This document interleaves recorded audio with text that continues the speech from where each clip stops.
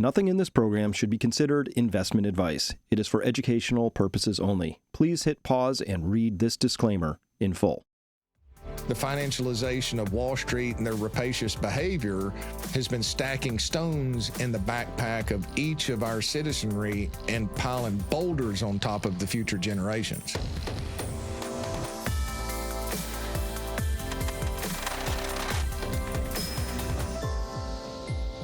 Hello, everyone, and welcome to this episode of Finance U. I'm your host, Dr. Chris Martinson, here again with Paul Kiker of Kiker Wealth Management. Hey, Paul, good to see you again.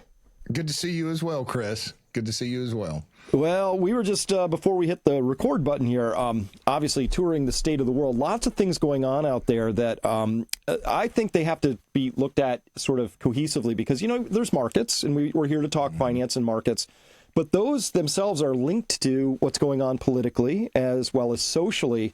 And boy, there's a lot of volatility going on out there across all those dimensions. And so, Paul, today I want to talk about some things. I want to talk about volatility, liquidity, and also silver and gold, obviously. And part of the reason I wanted to do this was last week, a lot of attention on gold and silver and what happened there, right? But it was beyond that because it was copper and platinum and palladium and then oil and also stocks, but they got rescued pretty quickly, but also currencies.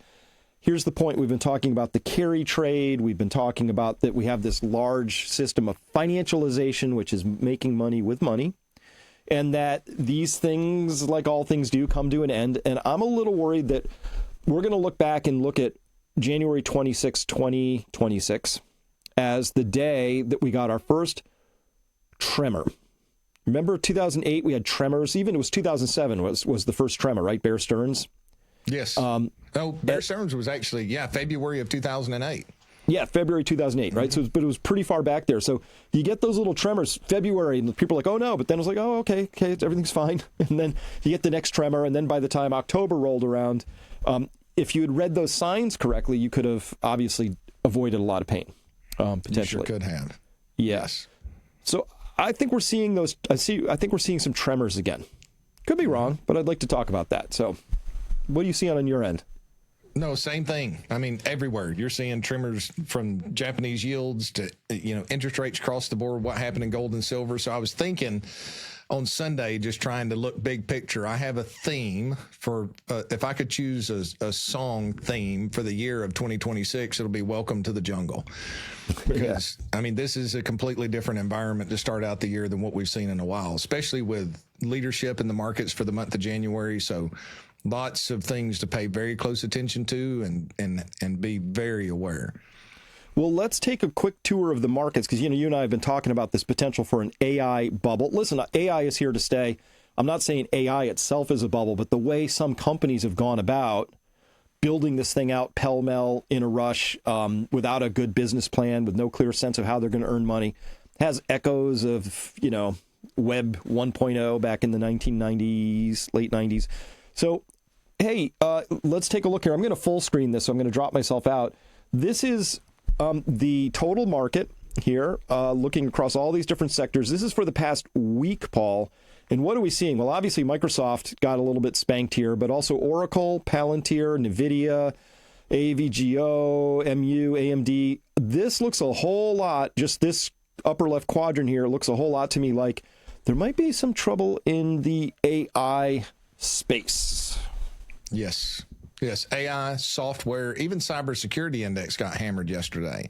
Really? So, yes, it did, which is interesting. So, the question is, can the market continue to run to all-time highs now? We've been consolidating for a while, but can the market continue to run when you look over the past couple of years, and really the only leaders have been the top 10. The S&P 490 has basically done nothing since 2023. So we're at a very important inflection point right now. Interesting. And you mentioned software. This is fascinating to me because I've been reading a lot about, I'm pointing here now, this is software applications right here, down hard, pretty hard right now. And the reason this is important because I've been reading a lot about how Anthropic's AI engine called Claude does such an amazing job writing software that you can now just talk to it and it'll write you an app or a spreadsheet function or whatever you want. And so the idea is that we might, software is actually one of the most valuable products that the United States produces. And so if software as a service, SaaS, software as a service, if SaaS is out, it's early to call it out, but I think we're seeing some early tremors where people are like, we're not so sure how, say, Adobe is going to continue to do what it does over here if people can just get the features and functions they want by speaking into their phone and asking for it. It might be, this is a complete revolution when a doofus like me could basically write code by talking to an AI engine. So that's a pretty big disruption right there, possibly. That's a huge disruption. And look, I'm sure I'm not the only person. I cannot stand a slow computer. So anytime I buy a computer, it's the fastest, most powerful, and I use it for as long as I can. I pay very close attention to software. Well, DEI, we're seeing the impact of that because none of the software that we have to use on the new stuff now is better than what it was 4 or 5 years ago. So if we've got a situation where you can have AI write your software programming, then that's going to be something a lot easier for people to shift into because it's just not as reliable as what it has been in the past. It seems to be degrading with every new upgrade that comes along and higher expenses that you're paying. So it couldn't come at a quicker time if that's the case. Let me recount this. So Nick, who works with me, is very technically gifted. He's been in tech his whole life. And Aaron, who works with me, is very technically gifted. These are two solid technologists. I'm not a complete doof, but I just get this new computer the other day because one broke. And so it's a new computer. So all I want to do is put Microsoft Office on there because I still use Word and PowerPoint and stuff like that. And we have a seat license. It took the three of us about 2 hours to figure out how to get that done. Because they've made it so hard, right? Because they don't want you to just download 365. They want you to have something that like has tendrils into everything you do, right? Oh no, you don't want that one. You want the one that comes with our AI and our cloud storage, and you have to like basically sign terms and conditions, a T&C that gives us right to your firstborn children's genetic code. I mean, it's just like this whole thing. I'm like, no, I just want this little thing, and we couldn't figure out how to get that one thing. It kept leading us. It was the most horrifyingly bad user experience. And I'm like, what is Bill doing with his billions besides hanging out with Jeffrey Epstein? I mean, what is like this company is putting no effort into trying to create something that's actually useful for their customers. They're creating something that just finds a way to nickel and dime you and weasel you into their corner of the universe. It's very dystopian and frankly, anti-human. It's just so I can't, if Microsoft turns out to be taking a hit on this, I'm like, good, they deserve it. They treated their customers shabbily, and therefore what happens next is appropriate and good. Correct. They stopped pursuing excellence. Hey, and for the listeners out there, I got to vouch for Nick and Aaron. Like, it's amazing to me. If you had them helping you and it took you 2 hours to do it, I don't know if I want to upgrade computers or not. The good thing is Nick lives close to me, so I'll be like, Nick, can I buy you dinner a couple of times to come help? Yeah. It was a real eye opener. We weren't being clumsy. It wasn't like we looked back and said, oh, here's where we went astray. It was a really bad process, and it involved 2 FAs that had to go here, and then you'd re-authenticate, but then you'd have to go back a screen, and so you'd have to get another 2FA. We tried this, but oh no, we fell down into this thing where you had to buy their whole universe again. We just wanted this thing. It's up there. You could click on it, but you couldn't quite get to it. It was designed it felt like an insurance claim process. They thought, we'll just wear you down until we sheepdog you into buying the thing we want you to buy, which is this thing you don't want, right? Because it's invasive and intrusive and cumbersome, and it's going to make your computer run really slow, right? Well, they've abused their monopolistic position, and it will be refreshing to see that monopolistic power be lost, quite frankly, if AI is moving into that position. So 2 other things to note from this big chart here. First off, if we look over here sort of to the right of the screen, I'm starting to see what feels like sector rotation, people rotating hard into consumer defensive, right? Farm equipment. Real interesting looking at big spikes in energy down here, even though oil hasn't really moved anything to speak of. We got all that. And also notice the financials. JP Morgan, of course, probably cleaning up pretty big with that big gold and silver slam. We'll talk about that next. But kind of interesting to watch this map. That's the last week. A week doesn't a year make, but I think I'm starting to detect that there's a rotation away from all things AI and software-ish and over back into things over here, which is the other side. It's maybe too early to say, but worth noting. Well, I mean, we're seeing it across the major indexes within commodities to emerging markets to international. And the first 10 days of the year and the first month of the year matters a lot, because by the time you get into November, December of the year, you don't want to have to harvest capital gains and pay them 4 months later if you have to. So big institutions will tend to make these major changes in the first quarter of the year, and especially the first couple of weeks of the year, because you're starting from zero. And I know we talked about it last time, but I still want to share it again just to point out how that rotation has taken place, is if you just look at the performance to start the year of the major asset classes, you can see that rotation taking place. So what I'm showing here on my screen is January 1st. I'm going back market close of December 31st. So year to date, you can see the S&P is up 0.04 with the sell-off today, because this is a live chart. NASDAQ is down 2. Hang on, I got to move over to look at my colors. I don't memorize them. We've got purple here, which is developed markets. I mean, think Canada, Australia, Europe. I mean, we all know the problems that's going on in Europe, but they're substantially outperforming U.S. equity classes year to date. And in spite of the shellacking that took place in precious metals and commodities in general, that blue line right there is the Goldman Sachs Commodity Index is up 8% for the year. And then, of course, you've got gold up here at 14, and I think I caught everything. I missed one there. But that's important, because that's an indication of where the big money is starting to move. And I think this is a part of these, Microsoft and the generals that have led this market for the past 3 years starting to break down. Interesting. All right. Well, it was long overdue, so it could happen. Paul, when we come back, I want to talk to you about the great gold and silver slam fest of last week, but it's not what it appears here from the U.S. standpoint. We're going to have to look at this from an international dimension, so as soon as we come back. Today's markets are more volatile than ever. With ongoing economic and geopolitical uncertainty, navigating such environments requires thoughtful, adaptive strategies, not a one-size-fits-all approach. At Peak Financial Investing, our registered investment advisory firm connects clients with experienced wealth managers who focus on active portfolio management. These professionals use evidence-based strategies designed to respond to changing conditions, not outdated formulas, but customized approaches grounded in research, discipline, and risk awareness. We believe in open, informed conversations, including discussing tools like precious metals and diversification as part of a broader financial strategy. Every investor situation is unique, and our advisors tailor their guidance accordingly. Visit peakfinancialinvesting.com today to schedule your free consultation and explore how proactive management can support your financial goals. I'm Dr. Chris Martenson, proud to work with Peak Financial Investing, and my support reflects my professional views. I encourage you to take control of your financial future by making informed decisions.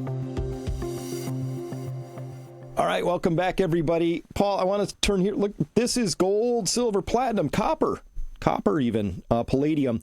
They had these huge run-up. This is coming in from November through December, starting at 2026. As you said, gold is still up, but it ran way up here to 5,600 in this huge slam that happened on Friday of last week.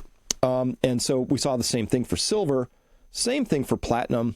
Copper, interestingly, took a hit, but seemed to recover back to sort of the $6 line here. Glad to see that for reasons. And then palladium, a highly volatile metal. Now, what's interesting is, as of today, we're recording this on February 4th. So overnight, I watched the rest of the world bought gold, bought it. It starts to get a little weak coming into London here. And then as soon as the U.S. market opens, well, we're selling it. Now, fun fact, we don't have that much gold to sell.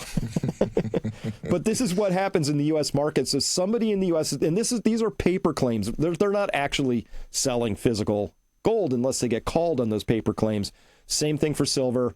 bought all the way up through until the U.S. markets opened here, 8:30, boom, down. So this has just been the pattern for a very long time. This is the paper game. And so when people say, oh, the price of silver is down, it's like, whoa, whoa, whoa. Are we talking actual silver you can get your hands on? Because that has one price. And then we have this other price, which is set by the paper futures. Now, Paul, I could sell you 5,000 contracts of silver. Mm-hmm. That would be 2.5 million ounces. Do I have them? No. So I'm selling you something I don't have. Now, if I went on eBay and sold a Lamborghini to you I don't have, there'd be a word for that, wouldn't there? Oh, fraud? And they would. Well, it depends on we're not quite there in the asset class to get away with that. So for the rest of us, FBI would come down on you very hard. Yeah, right away. So I just want to be clear that what we're looking at here is not the actual price of silver. It's a price that's been set for decades in this thing called the futures market, where people trade. Often people, by and large, the people doing the trading have no physical interest in taking delivery of gold or silver, nor do they have any to deliver should they get called on the contract. This is all just financialization, just people trading pieces of paper that represent supposedly the underlying. Now, here's why I have a problem with this. So, Paul, let's imagine I opened up a futures trading system for Ford F-150 trucks, and we say, hey, sorry, Ford, but your F-150 trucks are only worth $38,000. Look, there's futures trading over here with all these people that don't actually have F-150s or can't take delivery or deliver them.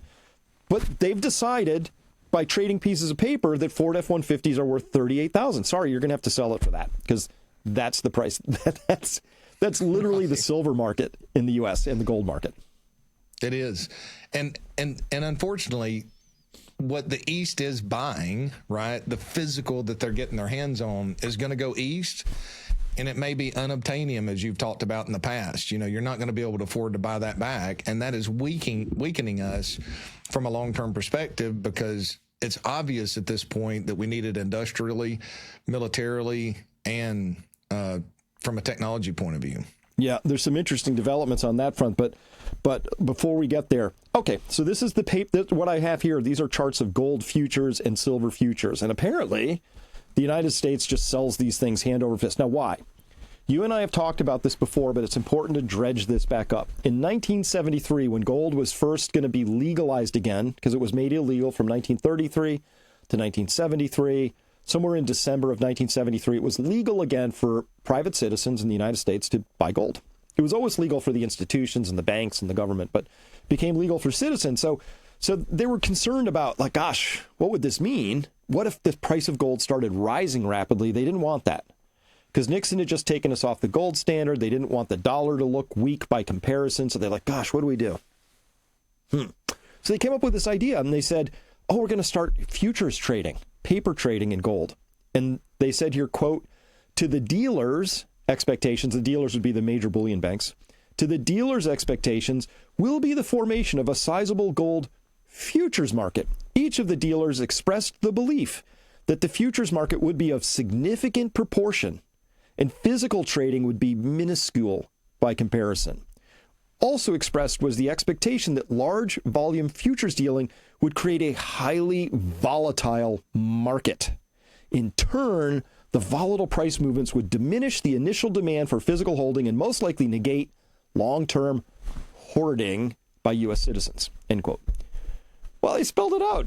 Dude, if somebody says they're going to do something, then it happens, maybe they did it. So the futures trading was designed at the outset specifically to instill large volatility, to diminish your and my's willingness to hoard gold. I don't know why when I buy it, it's hoarding, and when the banks have it, it's investing. I haven't figured that one out yet, right? But that's what this is. That's what this is right here. That's what those slams are. This is volatility instilled in the paper market to make sure that you and everybody listening to this and me have a diminished appetite for gold. I mean, they told us they were going to do it, and they did it. It's important to understand that the structure of the game, so you don't get like shaken out of your positions. You got to hold your positions when you think you're on the right track. That's right. That's right. I mean, really, in hindsight, the easy part was buying when the prices were a lot lower. It's a lot harder where we are right now. And we've talked about the fact there's going to be some gut-wrenching volatility that comes. But the most interesting aspect of that order that they put together back then is that volatility does work for retail. Like, this is my 28th year of working with the average investor. And massive volatility like that, or long periods of sideways movement, the traditional investor just becomes impatient. They do, right? Like, if they're not getting some instant gratification within the first 3 years, they'll throw out a phenomenal strategy to go chase the herd of what's taking place. So they understood when they implemented this at the time, the psychology behind what they're doing, to stack the odds in favor of them and the institutions against the average investor. And that's one thing I cannot stand about Wall Street. I mean, it just feels like I'm swimming in poo a large majority of the time because of what takes place in our industry and how they want to capitalize on the lack of knowledge that the average investor has. Yeah, and they have sophisticated tools now to nudge, herd, sheepdog, harass people into, the directions they want. And I watch this all the time, Paul. So if you look at how gold has been talked about for decades in the financial press, barbarous relic, it's this dead asset, and it's this pet rock, it's all this denigrating stuff, right? And whenever it goes up a little bit, they always run the articles like, look at all these smart people turning in, grandma's wedding rings, or whatever, right? Like smart people sell their gold, and that's what they tell us. I guarantee you the private clients at JP Morgan are getting a very different story about the importance of gold at this point in time.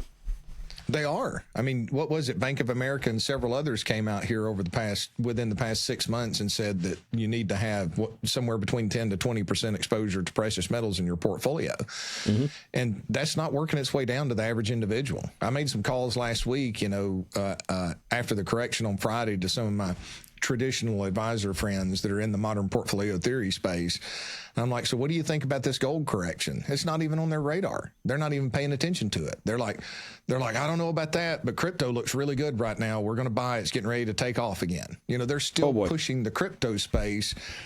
And I'm like, do you even have any clients that are calling you about metals? Well, I got a few crazy people that are calling me. It's kind of one of them was the exact term that was stated. And I'm like, he's kind of like you. He's a little on the edges, right? And I'm like, well, it's been good for us. So, but they still, if it's at the top, it's for their elite clients. It's not working its way down to the average individual that's the largest majority of the clientele that they're supposed to be working with. It's at the ultra high net worth level where they're directing them from what I'm reading in research reports. You understand that process better than I do, I'm sure, which is that if Wall Street wants something, they want to make sure that they can get it to their preferred clients because they make the most money off of them before everybody else sort of figures it out. So let's say they discover that gherkin pickles cure cancer, right? They're going to do everything they can to make sure that their clients have cornered the market on those things before anybody else gets a word about that, right? And then when it finally comes out, you and I will be bidding $10,000 for a little jar of pickles or something, right? That's the game. I feel like what they're doing with their volatility is trying to scare everybody out of gold and silver so that they can get their prime clients loaded up on it. But maybe that's too jaded. But I've seen them do this on almost everything they do. It's kind of who they are. Yeah, I mean, unfortunately, I don't think it's too jaded because that's one of the things that's so frustrated me of being in the industry over all these years. And especially to begin with, and I don't know, right? This is just my estimation of what I'm seeing taking place. I have stated and felt that crypto was the release valve or relief valve, as you said. It was to take the attention from the retail investor over to this really sexy, shiny thing. I've got some really sexy flies that work really good on the right day for fly fishing. It'll pull them when they're not biting anything else. So retail has been moving in that direction, but you've had this massive demand that's just been consistent and persistent in the precious metal space. Well, what's different? Why did we all of a sudden get this volatility? And I'm still working through this idea, but guess what? Crypto's been a terrible asset class to own really since last quarter of last year. It's down substantially. We're breaking pretty major support levels there. So that's not as shiny an object as it was before. So now all of a sudden you have this massive volatility that makes me feel better about the long-term picture, quite frankly. I was really nervous about the price moves. But it makes me feel better because I understand how volatility works with moves like that. But that now will scare the average retail investor away. If they can just make them pause for a period of time to where they can accumulate some of these sellers or force these individuals that chase at the top that get shaken out in a sell-off like that.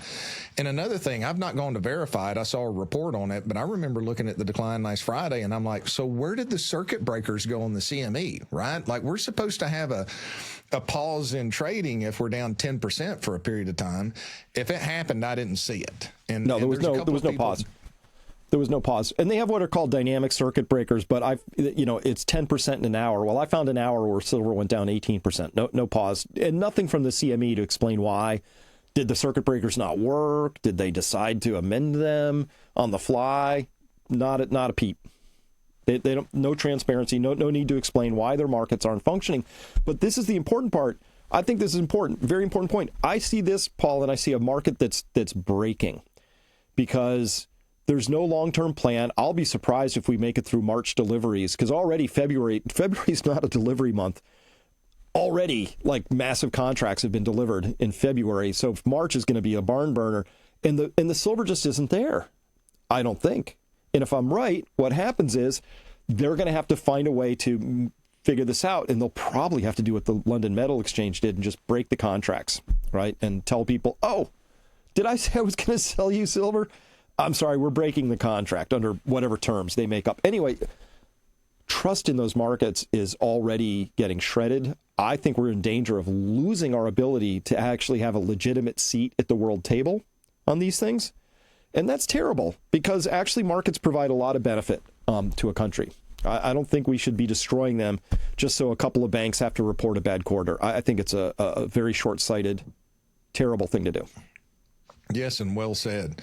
And hey, look, if that price had solved the liquidity crunch and the availability crunch in the short term, I should be able to get it shipped from some of the quickest and most reputable dealers next day. But even if you purchase it right now, I'm being told it's 2 to 3 weeks before they can get it and ship it out. And maybe it's just the volume of what they're dealing with. I think it's, that could be a component of it, but there's some restrictions within the supply network for physical metals that are not easy to gain access to at this moment in time, regardless of what the prices drop.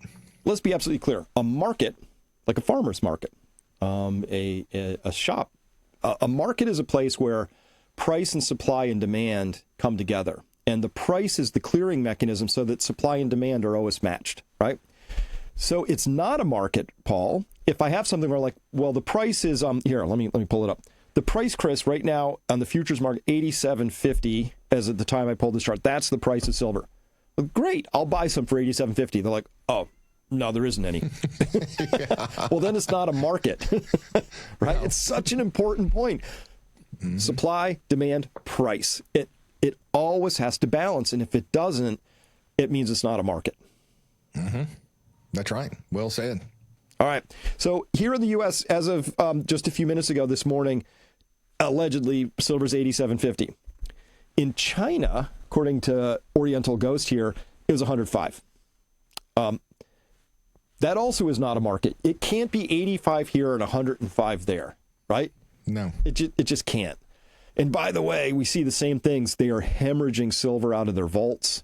This is 26 tons, 11 tons, just every day, hemorrhaging, going down. Gold here is at 5,100, and in the U.S. allegedly it's 48ish. This is legendary. I just want everybody to know. Like I have to laugh a little because otherwise it's that Simpsons thing. I'm chuckling in danger. These markets. This is what markets that are busy reorganizing, breaking. This is what they look like. They're dysfunctional. The price signals don't make sense. Something's off in the story, and so that's what I'm seeing. And that's incentivizing again. My biggest concern is this metal's leaving the West and headed to the East, not to return. And that's incentivizing because look, if there's only 5 or 10% of the metals market out there that's going to play that arbitrage, if they can get a hold of it here and sell it over there, then that metal is going to incentivize to be shipped to the east. And, I've got it here somewhere. I got sidetracked before we got started. Somebody stopped in the office, and I didn't pull up all these things. But what was it, over the weekend or last Friday, President Xi of China came out and stated that he wanted to see the Chinese yuan as, a position of a global reserve currency. That's a continued march towards a slow and then probably steady replacement of the dollar as a medium of exchange between the governments of the world.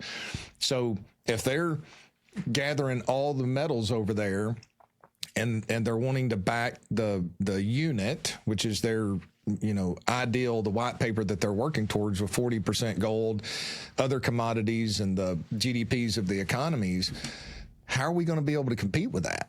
Because we don't even know what we have, right? You've got the propaganda out there because they've not audited the Federal Reserve that somebody's trying to say, oh, they're not doing it because we've got a lot more than they say that we do. I don't believe that.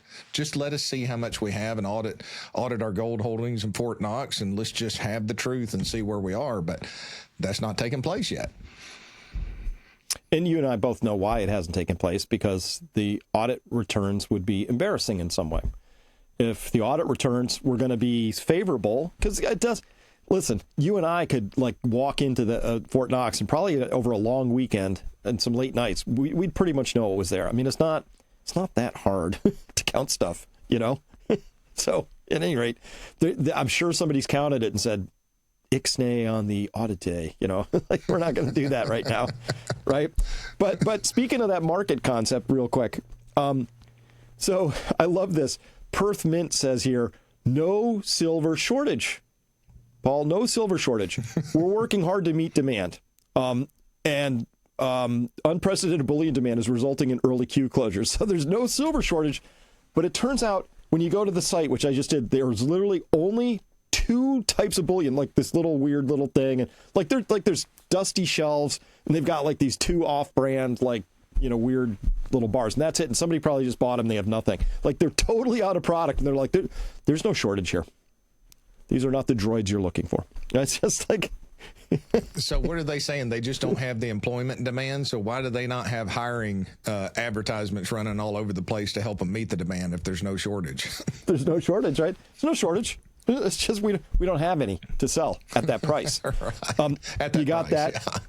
And then there's this guy. Listen to this guy out of Switzerland. I spoke yesterday with a trusted person who works for one of the largest bullion dealers in Switzerland. They have 0 stock of silver, 0, and they haven't been able to get any for many weeks. They do have silver coming in the door from people who are selling it, but the second it comes in the door, it's instantly sold. So everything which is coming in is being sold. They have nothing in stock. You can't, if you ring them up, you won't be able to get any. As far as gold is concerned, they're out of all the coins, all the small bars, and the only gold they have left are the 250 gram bars, the 500 gram bars, and the 1 kilogram bars. All the small stuff is. So Switzerland's out. I don't know. Wow. I can show you similar things from basically every major bullion dealer all across Europe and the U.S., all reporting unprecedented demand, very hard to keep it on the shelves, and many of these things have delivery notices out weeks, if not months, at this point in time. So I would have a caution here, Paul, for people is you start to be very selective if you are going to buy gold. Like I've bought a lot of gold and silver over the years, and some, you find a company that has some of the best options out there in terms of price and what you want and all that. That's good. But with this level of volatility, there's a second thing that massive plunge volatility is going to create, Paul. It's going to create a few victims in this story. And my concern is that maybe some smaller shops, and you won't know who, like they could get caught out in a liquidity crunch, right? They've taken an order, and then the price moves so violently by the time they could fill the order, it gets tricky. So my advice is do not wire money in to anybody who says, I'll fill this in 2 to 6 weeks, because something could happen in that window. No, I certainly do not do that. Yeah, you're right. That's a good warning, Chris. I've not dealt with anybody who says that they'll wants to take the money and they'll fill it in 2 to 6 weeks, but I would certainly stop dealing with the institution if that's what they requested. By the way, this is silver lease rates out of London, and you see it plunge way down here. It's recovered quite a lot, particularly on that slam on Friday.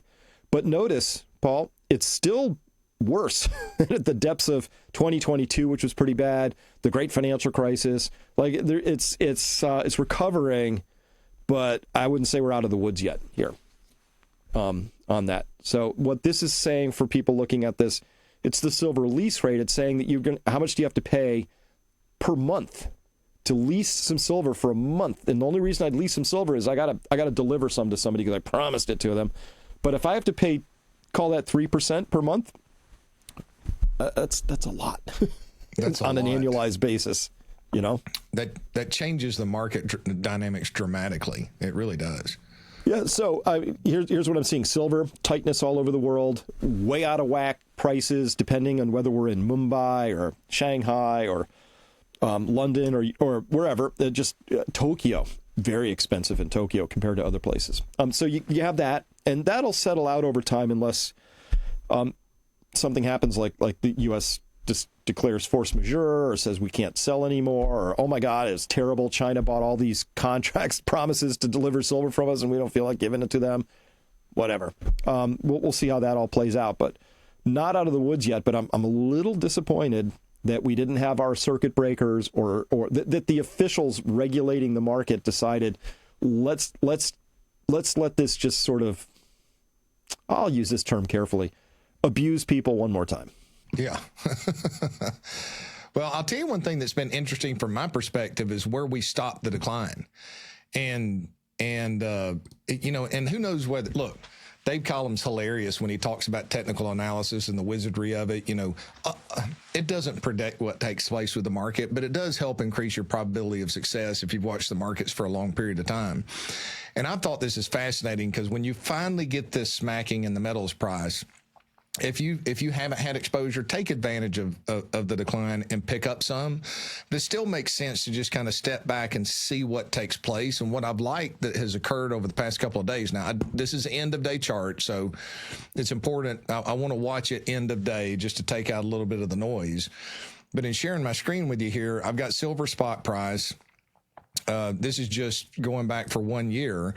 You can see we have established resistance now. But notice we came right down to a minor level of support. We had a little bit of bouncing back and forth in December before we launched higher. And technically we're working back and forth in here.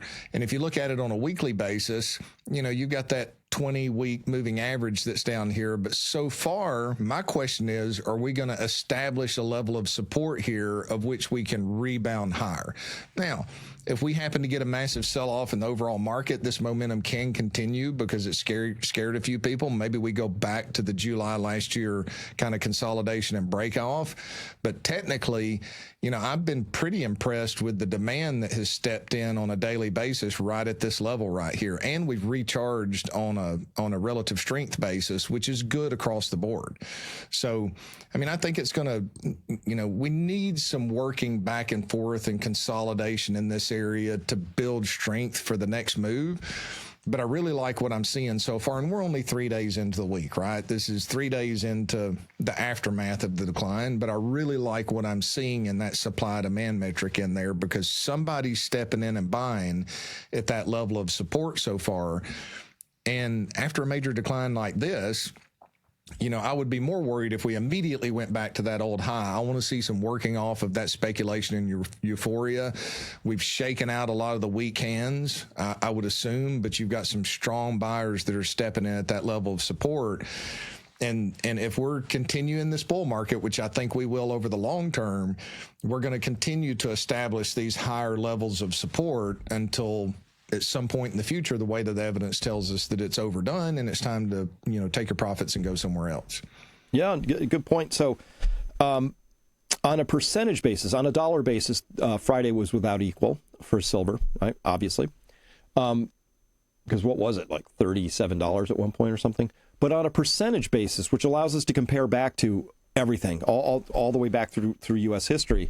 Silver has never had a one-day percentage decline that large in 275 years of silver history, right? And it had some big moments back there. We had the Hunt brothers in the 80s, we had the Civil War gyrations that happened. There were some big moments, but that was just to reinforce the idea for people that this is not just sort of like interesting or maybe slightly spectacular. This is absolutely unprecedented what we're witnessing right now. Yes. Maybe if my charts went back 276 years, we'd find no. It's like it's kind of interesting. So, all right, Paul. When we come back, we're going to take a quick break here. When we come back, we got to talk about this the vault that Trump has just announced because it plays into all of this. We'll be right back. Hey, folks, Chris Martinson here, and I want to talk to you about having gold and silver in your portfolio and tell you who I personally use and recommend for when you are ready to buy gold, silver, or other precious metals. Now, if you've been paying any attention at all, you know that both gold and silver have been increasing in price dramatically over the past year. Or rather, the dollar has been declining in value. Today, gold is more than $4,000 an ounce, a lot more. Or should we say that a dollar buys less than 1/4,000th of an ounce of gold? I don't know. We could go either way. And I don't know what the right amount of gold and silver you should personally own. That's between you and your financial advisor. But I can tell you that the number is more than zero. Morgan Stanley now believes that number should be 20%. State Street Advisors pegs it between 2 and 10%. Sprott Asset Management believes that a 10 to 15% weighting is correct, while Proactive Advisor Magazine's analysis recently found that up to a 35% weighting outperformed a traditionally balanced portfolio. Okay, so you've decided to pull the trigger and buy some gold and silver. Your next decision is incredibly important. Who to use? For U.S. customers, I strongly recommend American Gold Exchange, or AGE, because I know and trust its founder and president, Dana Samuelson. First, Dana has decades of experience in all things related to precious metals, having founded American Gold Exchange in 1998. Second, American Gold Exchange has an unbelievably stellar 5.0 Trustpilot rating based on 3,744 reviews. Third, I have no trouble believing that because I know Dana personally, and he's as solid and as dependable as they come. Fourth, he'll help you make the right choices and understand the ins and outs, the ups and downs of any particular decision. In times like these, in particular, deep experience is the most valuable commodity. By clicking on this link, you'll get both hold of Dana's firm and you'll be helping out Peak Prosperity because we have an affiliate relationship with Dana's firm. Full disclosure, whether you click that link or you just go to AGE directly, you'll receive the same great prices and excellent service. But remember, you should not have a zero weighting to gold and silver. Thanks for listening. Now back to our program. Welcome back, everybody. So, Paul, I'm sure you've heard about this. The Trump administration plans to deploy $12 billion to create a strategic reserve of rare earth elements, amongst other things. A stockpile that could counter China's ability to use its dominance of these hard-to-process metals as leverage in trade talks. But down here, kind of interesting, I pulled a quote from the article. It said, based on Vance's February 4th proposal, the U.S. plans price floors for certain critical elements via tariffs in a trading block, not direct buying. So I don't know what that means. I don't know how you set a price floor via tariffs.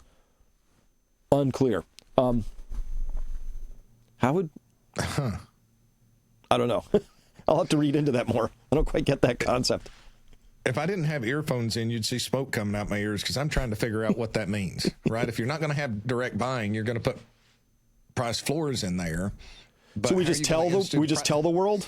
We just tell everybody? It's going to be illegal to buy it, to sell if it goes below a price. Wait a minute. Didn't Germany do that back during their Weimar Republic? You couldn't sell on a downtick in the German market back then? That's interesting. Well, maybe we might say like a certain, let's say it is a rare earth element. Let's say we've decided that dysprosium should always be $10,000 a pound or more. So I guess if you tried to sell it for $9,000, we would put tariffs on it to bring it up to 10. That makes sense. Via tariffs, that does make sense via tariffs in a trading block. Yeah. Right. So we're just going to penalize you if you sell it for less than that, and we're going to take the money. So we set a price floor. That's interesting. Okay. I'll tell you what's fascinating. I did not see that. Okay. That did not hit my radar. But I watched different sectors, and VanEck has a rare earth metals ETF. So it's always on my watch list, and it's had some really interesting movement over the past 90 days. It's kind of come to life again. And a lot of that has to do with what's taking place in the commodity space, but it was really strong in its movement. And one thing I've learned, if you watch a price move like that, just kind of out of the blue, yeah, it's related to what's taking place in commodities and the rotations there. But when it's outpacing some of the other sectors, I'm always curious what news unfolds. So there's somebody that understood that was coming and started moving on it. We've seen that several times, under this administration and prior administrations, quite frankly. Well, unfortunately, there's a lot of insider trading going on. We've seen it over and over again. That's true. They just can't stop the leaks. Somebody's out there in the markets doing stuff minutes, seconds ahead of big moves. We've seen it over and over again. So that's worth keeping an eye on. We'll watch that. I don't think 12 billion is actually all that much. So it's a fraction of the gold market, a fraction of the silver market. I don't know how much it actually gets you, but I will say, I actually think it's a good step in the right direction, because I do believe every nation, and China's doing this because they're smart, I judge. They are buying more copper than they currently need, because tarnishes a little, but otherwise you can store it in a warehouse. They're storing oil. They're building out larger and larger strategic petroleum reserves and topping them up. Smart thing, right? In case something happens, you'd like to have that in-house, as it were, on and on and on. So I do think that it's important, if you want to be autonomous as a nation, you have to kind of be self-sufficient in most regards, or at least have a buffer to carry you through a period of instability. So I think we should do that. For too long, our nation has just been like, we don't care. Sold our strategic silver stockpile, sold everything. We have no strategic stockpiles already. We stole our strategic petroleum reserve, which should have been called the political petroleum reserve, because they day traded that for election returns. But anyway, I do support the idea that we ought to have a deep pantry as a nation. Mm-hmm. Oh, absolutely. And in reality, if you just take it to the most wise outcome, if we're wanting to bring manufacturing back in this country, and it's going to take 4 years to bring some of these manufacturing facilities and refining facilities up, then we need 4 years of demand in our savings right now to have independence. Otherwise, we're relying upon other countries, and we're in a weak position. And unfortunately, the speculation after leaving the gold standard, the complacency that's happened in our leaders, the weakness that they have in focusing on short-term outcomes has been to financialize everything and try to squeeze as much profit in just-in-time inventory, with the arrogance that comes along with that, to think we're above reproach. Nothing's going to happen to us. Nobody can pull the rug out from under us. And unfortunately, that's the position we find ourselves in as a country because of those foolish behaviors in the past. We've spent down all of our emergency reserves and savings. We go back to the Biden administration. They drew down for short-term political benefit our strategic oil reserves. Well, nothing happened in hindsight that caused us to absolutely need those. But why would you put yourself into that foolish of a position to begin with when you've got all of these stresses that are occurring and pops and cracks and tremors that are occurring around the globe? It's just a foolish position to put ourselves in. So that's wise, Chris. I mean, we absolutely should do that. China's doing it. I mean, our competitors are doing it. And that's putting them in a stronger position than us. I mean, you've highlighted several times how much they have increased their energy and utility production capabilities when ours has been flat. That puts them in a stronger position than us, and it increases the quality of life of their citizenry, where the financialization of Wall Street and their rapacious behavior has been stacking stones in the backpack of each of our citizenry and piling boulders on top of the future generations. Well said. And, that extends as well to, I don't want to pretend I'm super critic of everything, but I've noticed that, if we're really going to compete again with China, right? What do I know about car manufacturing? Really nothing. But I can tell you this. the way that the United States manufactures, say, a truck, a light vehicle truck, because of NAFTA and rules and stuff and political considerations, it might be that the transmission's made in Canada and the chassis made in Detroit and the final finish happens in Mexico, or any combination of those. But anyway, point is that one truck, thousands of miles of stuff have to be shipped and across borders and logs and kept all that. Meanwhile, the Chinese car company BYD puts raw steel and stuff in one building opening door, and just down the way, a whole car comes out. So their complete supply chain, manufacturing chain, might be 7 miles long. It's very hard to compete in time, cost, energy, anything, if your supply chain happens to be tens of thousands of miles long, because the part has to go here and then come back and then go there and then come back. It's just very inefficient. So I don't know how we solve that part of the story, that we have very inefficient processes here because of how we've chunked up the businesses. But two, Paul, if you try and start a business, it's almost like my country here in Massachusetts. They don't want you to start a business because they make it so hard. They make it really hard. They do. The this, the that, the laws. I mean, just to take on a single employee is a mountain of paperwork.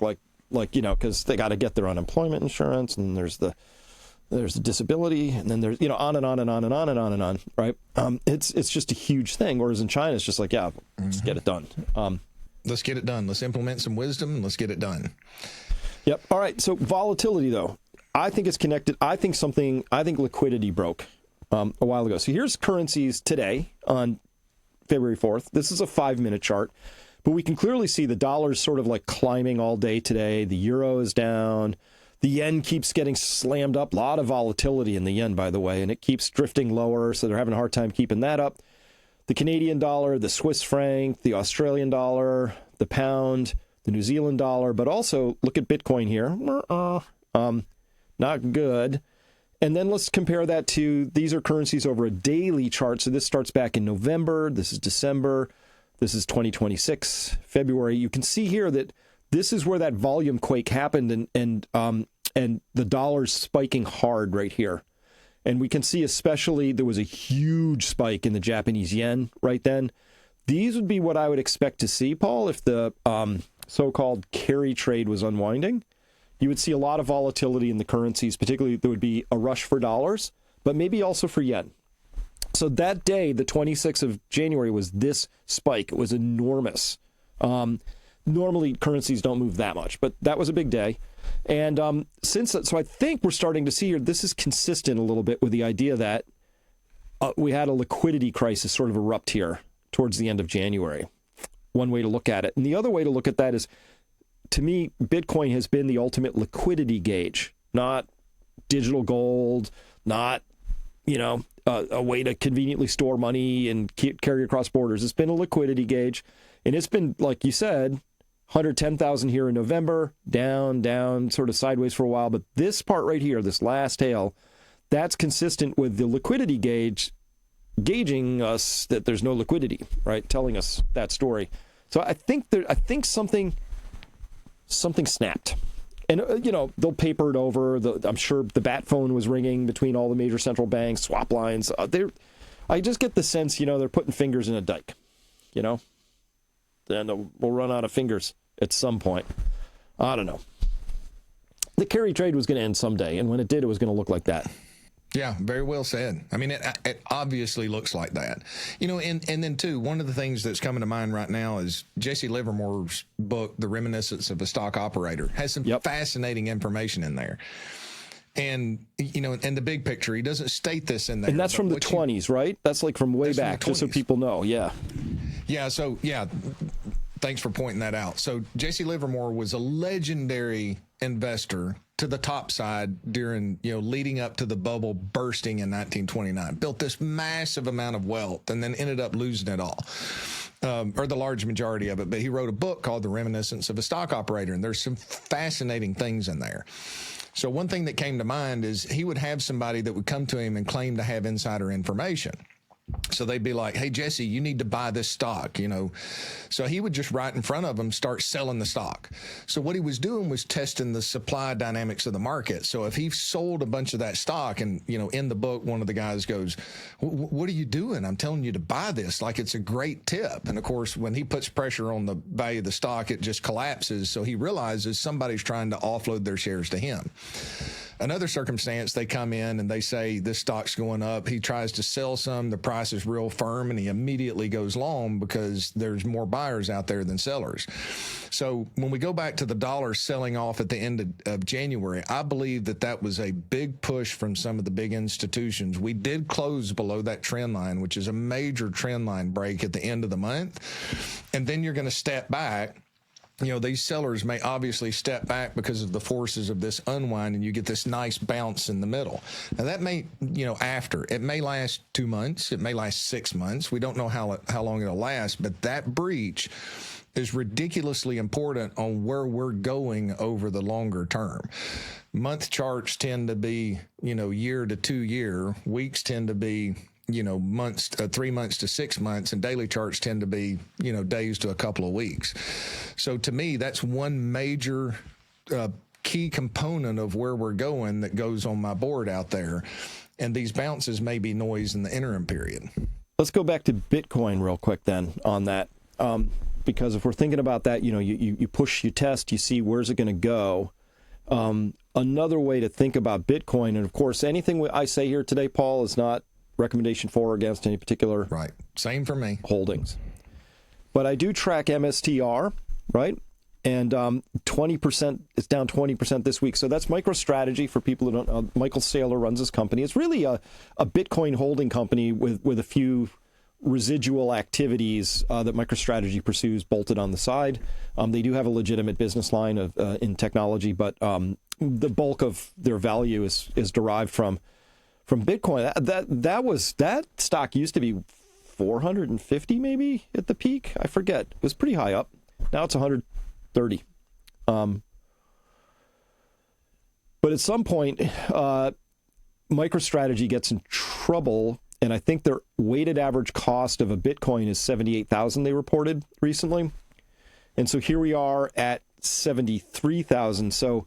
As of the time I took this snapshot. So a lot of pressure there. And I don't know, how much of the buying pressure of Bitcoin was actually these guys all by themselves, right? They were I don't know how much, but they were a source. I don't know how significant, but probably reasonably significant because he was throwing billions in per week there for a little while. But it could go the other direction, which is like, you know, they bought more, so the price went up, so they could issue more shares. So they bought more, so the price went up, so they could issue more shares. And that's the virtuous circle. There's a vicious cycle that goes the opposite direction, which is, oh, shoot, we have to sell some to raise money, so the price goes down, so we have to raise more money, so we have to sell more. And what goes up this way can also go down that way. It sure can. Well, and what's interesting is because I had several clients that came in with large positions in MSTR, and I was watching it every day until we get them out, right? Finally convinced them to take another approach. But the all-time high was north of 525, just slightly north of 525. Yeah. And I'll share that just for the purposes of the fact that you followed up with that, because I do want to talk about something else that I'm watching very closely that's interesting. So what I'm showing here is, so this is a 5-year chart of MSTR. So at the euphoric peak back there, you can see right here is 525. That's just slightly north of 525. And we've round tripped all the way back down. But what I wanted to highlight here, going back to Bitcoin, and it's been a while since I've shown this chart. So that green line right there is the NASDAQ, okay? Mm-hmm. And the candlestick charts is Bitcoin. So what we can see is they were moving in tandem. You know, Bitcoin would bottom, NASDAQ would turn. And then starting back in October of last year, after this, what in hindsight is a false breakout or a bull trap, we reversed, and we've broken the lows that go back to April of last year. Now, this sell-off's a little overdone, but it is certainly gaining steam. So the big question is, look, NASDAQ has struggled since October. I mean, it's at the same level that it was back in October of last year. And all of this bouncing back and forth, we've not been able to break out. The question is, Does the NASDAQ, with these leaders like Microsoft and the AI theme starting to come apart, catch down to Bitcoin? I don't know, but that's something to pay very, very close attention to if that's a position you have in the portfolio, because this is indicating that you better be ready for defense in spite of what the narrative out there is right now. Well, again, if we have these multi-trillion-dollar companies that are all arrayed around technology or AI in particular, that are beginning to really break down, that's going to have a huge effect on the overall market structure, right? Because of the what was it, the last count? I forget. We recounted this just a couple months ago. I'll make this up, but it was something like the top 10 companies were like 40% of the entire market cap of the S&P. Just 10 companies. Those are the 10 that are now wobbling and all of that. So you could have otherwise, you could have 490 companies that are doing just fine. And still see a dramatic decline in the S&P if these other companies shave 20, 30% off of their prices, which... Oh, exactly. Yeah. Well, and a lot of people don't realize this. So it's very important what the majority of the stocks are doing. So I've got it in my conference room computer. I don't have it here. I'm sure I could find it, but for the sake of time, I won't look. The S&P 500 X the top 10, which is the S&P 490, has essentially gone nowhere since 2023. But yet the market has gone up dramatically. So back in 2008, the overall index bottom market didn't reach its bottom until March of 2009. That was the low that occurred. But the average stock in the S&P bottomed in November of 2008. And Tom Dorsey, which is one of the guys that he's retired now, but he helped me to design the strategies that we have, was screaming from the rooftops. He said, we are close to a bottom. We're within 6 months of a bottom because the average stock has bottomed here. Before the breakdown, back in November of 2008, he was screaming the generals are starting to break down. And that's what we're seeing right now. They on the tariff sell-off last year, pretty much everything broke down, and then Trump backs off. He got the acronym TACO, Trump always chickens out, or something like that. Market roars ahead with your AI, but you had in 2025 one of the worst years of performance with your average value stock in comparison to the S&P 500 in growth. Same thing that happened back in 1999 before internet bubble, technology bubble 1.0 burst. So we have all kinds of warnings that are taking place right now. And then this introduction of excess volatility, Japanese yields, it looks like the yen carry trade starting to unwind. I mean, if you're passive and you're not listening to the individuals like us that have been warning as watchmen for quite some time, you have no clue what's taking place. You're absolutely oblivious. And you're very, very close to getting hit in the mouth with a baseball bat, because the big question is, how can they continue to rescue this, right? If we're failing at this point with the fiscal spending that we're doing right now, is the new Fed chair nominee Warsh going to be able to slam rates? If you go back and look at what his history is, he may change the structure of what's taking place and the Fed's doing within the banking system by deregulating the banking system, which would be good for the average individual and especially small businesses.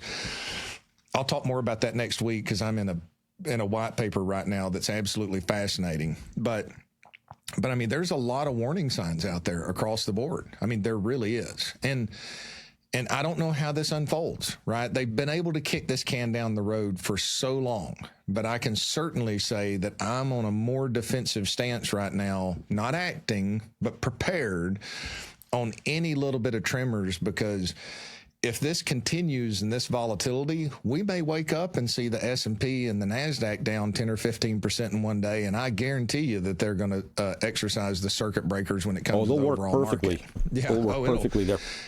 It'll be absolutely frozen, and then, everybody sits back, and then, of course, everybody's going to come out and tell you they're going to save the day somehow. But I'm concerned we're building for that later in the year.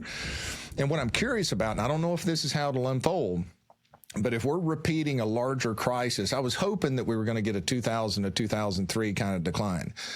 I said last year I thought that it was going to be similar to the 2000 top. Absolutely wrong. Okay. But we're so close to the end of this speculative rally, that it's okay because we didn't go batten down the hatches with everything in the portfolio. We still participated. I'm just aware of that and paying attention. What I'm curious to see will unfold this year is, do we get this great rebalancing into commodities? And similar to 2008, you've got an S&P by June or July that's had some tremors and is slightly below where it started the year, but commodities are substantially higher. And then that pressure on corporate profits because of that cost input leads to a calamity in the fall. I don't know, but that's kind of what I'm concerned about the theme taking place this year, especially with the rotation we're seeing earlier in the for the first month of the year. Yeah. Well, we'll see what happens. I mean, I think the Fed might be a little frozen until Warsh gets in there, assuming he sails through confirmations. He probably will. But he's just one dude, right? He can set the tone a little bit, but he's one vote. So we'll see what he can do.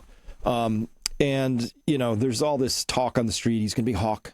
I don't buy that for a second. He's going to be who he needs to be in that role. And, that's a political question. It's a monetary question. It's whatever sort of a question. But he was a fixer during the '08 crisis, right? That was his role. He helped broker the deal when Bear Stearns, collapsed, got taken over at $2 a share by J.P. Morgan. I think they later amended that to 10 under some lawsuits. But they had $29 billion of like junk that ended up being the Maiden Lane thing that went over to the Fed's balance sheet where it quietly died on the taxpayer's dime. Right. All that stuff. So that's who he is, right? He's a fixer. So maybe we need a fixer. Maybe we're getting that part of the story. But we're going to get to that thing, Paul, you and I have been talking about, which is at some point, the Fed's going to have to make the same decision that the Bank of Japan is currently making. Do I save my bond market or do I save my currency? Because you can't really do both. You can try and do some fancy stuff, but honestly, what are you going to save? They always save the bond market. They have to save the bond market. Because if you don't have capital flowing that'll work its way down to small businesses, then your economy absolutely shuts down. Especially as much as the cost of, as much as inflation has been, the regulatory costs, the barriers that they've raised for the small business. Now, it's appropriate, so I'll kind of bring it up. And Chris, I actually just about sent you this article this morning if you've not seen it, but Brian Johnson posted it. And I saw it yesterday and put it on my read later list, and I read it for a good hour this morning and read it again. But a guy by the name of Michael Nicoletis and put this tweet out on February 2nd. Everyone's focusing on the right thing, or right thing. But he's talking about why the Warsh nomination, I got to look around my camera here, changes everything and why it should, I got to minimize this so I can read it. You readers can see it right now, but I can't. Changes everything and why it should not have surprised anyone.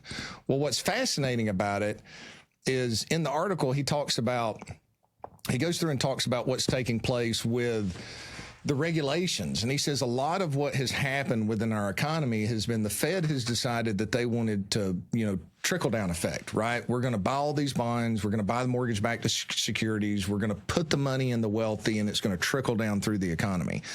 So what he's saying that Warsh is going to do, if you go back and look at what he's talking about, what Basin has talked about, what Moran has talked about, is, they care about Wall Street, but they want to get it down to Main Street. So one thing that came to mind is in 2008, what happened during that crisis was all of your small banks got absolutely obliterated. Okay. So they took down the small banks. They set it up to make the big banks bigger.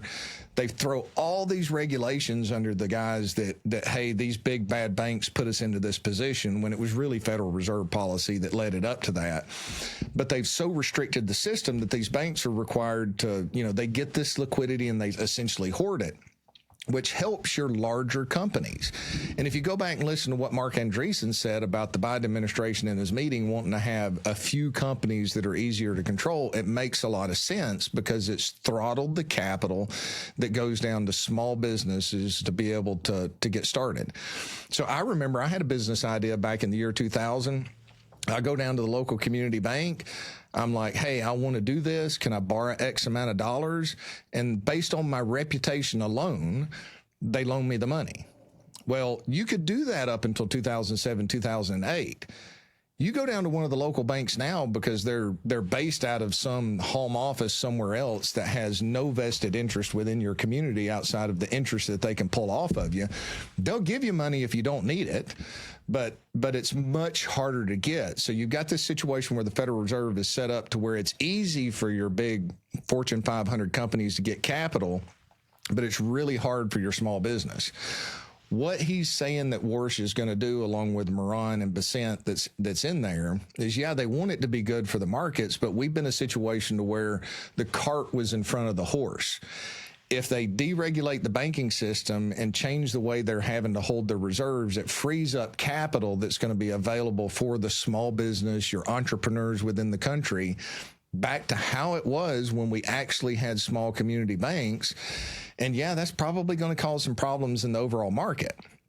But that's going to put the horse in front of the cart again, and a small business will be able to go down, borrow money at the local bank at reasonable terms because the banks are incentivized to lend again, hire 10 employees that are going to spend locally, that are going to pay taxes, that'll create that demand going forward. So this is the first take that I have seen of somebody that says, okay, maybe they've really got a good plan in place that they're trying to get there. And his argument is if they do that, interest rates will naturally work their way down instead of this artificial injection. Now, there's all kinds of things that I could think could be a problem with that. If we have a currency crisis because of the hangover effect of all the foolish behavior from the Fed before, that may throw a huge wrench in it. But it's the first real hopeful thing that I've seen come out that maybe these guys are really going to try to get us out of the situation that we're in right now.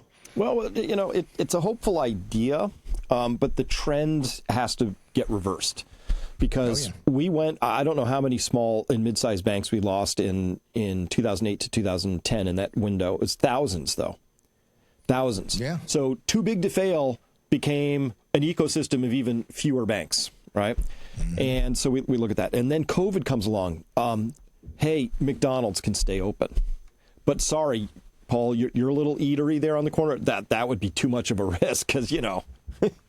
So, again, you know, that took out small and mid-sized businesses, the consolidation for the large, right? And so I've seen that happening just in every possible sector, right? We've talked about it with private equity, buying up cement plants and HVAC things and vet services and everything like that. So the trend has been consolidation, right? And big government has been part of that, like bigger government, right? We're going to have Palantir looking at everything, and it's going to be blah, blah, blah. So that would be hopeful, but man, I'm going to go all Missouri on this one. I'm going to need to see it. You know, you're going to have to show me because that has not been the trend. No, it is not. But that interview with Richard Werner with I first saw him talk about this with Tucker. I didn't know this, but he gave that famous story where Chinese were coming out of the Maoist thing and they go to Japan and like, how did you do this? How'd you get all this? Like, how'd you get out of the post-war period? How do we do this? And they said, small banks. That you need small banks who are there at, like just what you talked about, handshake, reputation in the local community, because everything sort of starts at the small business level. You need small banks. And because China had consolidated by that time to just a few very large banks, but you can't do that. It has to be distributed. I would highly support the idea of moving back to a distributed economy where, you know, there were less burdensome regulations, but also it should be small, right? Small banks. It should be small banks operating with small footprints. And they have a vested interest in the local community, and they know the individuals far better outside of just a credit score. So, I mean, the thing is look, if I wanted to go build a ammunition manufacturing plant here locally, there's obviously the long-term potential that's for it. I'm just picking one, probably not a good one to pick. But, you know, there was a time in the past, and most young entrepreneurs don't understand this. In the 90s or the 2000s, you could go present a business plan. You had to have some collateral and a little bit of backing.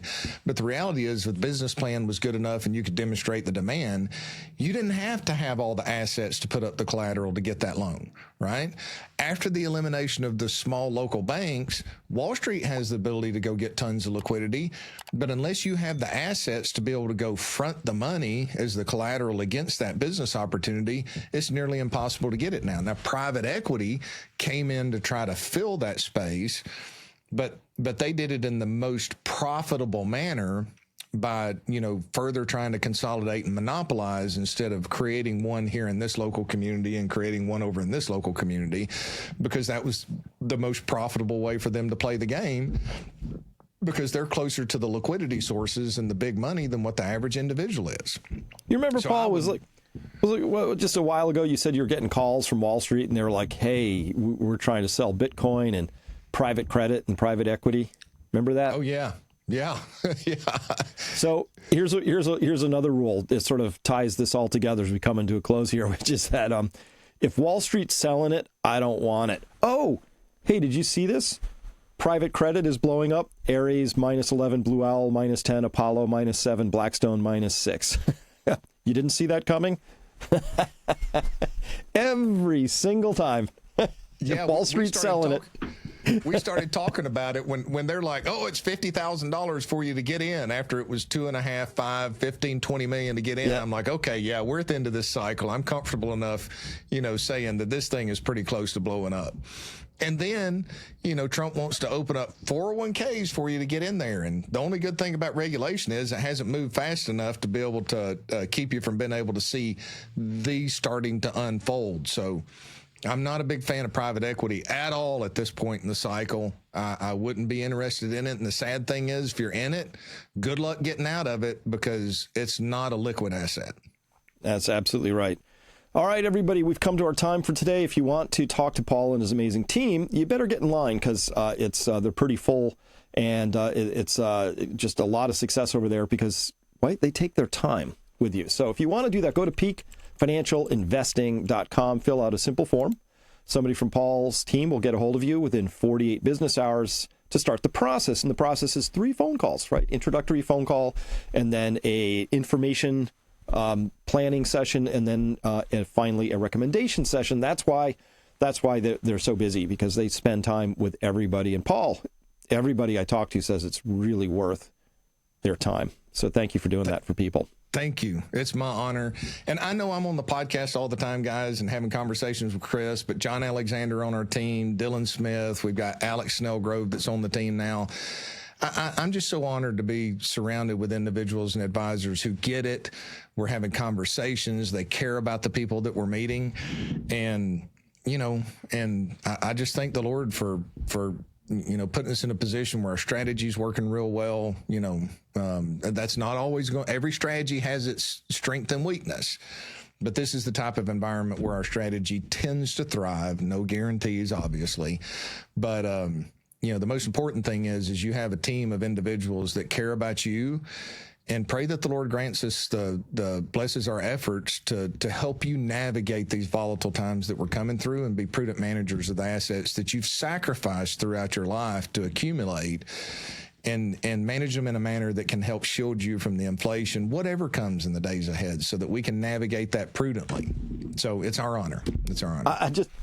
I'll close with this anecdote, because it's such a good one. I won't name names, because I'm not right, but got a call from somebody who said, hey, Paul called my dad the other day, and he's a little alarmed because he was 15 years with this other company, never got a call once. So he's like, did the police just show up at my door? He was like worried. He's like, oh, what is this? And the answer was, well, it's Paul. He was just called to check up on you, see how you're doing, right? And he's like, wow, that's never happened before. Well, that matters to us. It really does. So, yeah. And that's one of the reasons for you listeners, if you've not gotten into us yet, it does take a while to get on our calendar, because we got to make sure we've got the capacity to be able to, if a client needs us, clients are first, right? They are first. And then once somebody becomes a client, they're a part of the family, and we fight tooth and nail to help them, navigate and make sure that we're available. So it's a little different than what you see. A lot of your advisors you can call, get in next day, right? Mm-hmm. So in our case, you're going to have to wait a little, but it's I believe that it's worth it, because the information we're taking you through, and the planning meeting and the recommendations, and I give a lot of recommendations. It's not appropriate for us to work together yet. The timing's not right. But I've set them on a path that they understand. They understand why they need to do that. They're better informed, reduces a lot of the stress. And when the timing's right, we'll come back together. Excellent. Well, with that, thanks for listening, everybody. We'll be back next week. Paul, good to see you again. Thanks for your time today. Oh, it's my honor, Chris. Good to see you as well. Till next week. Bye, everybody.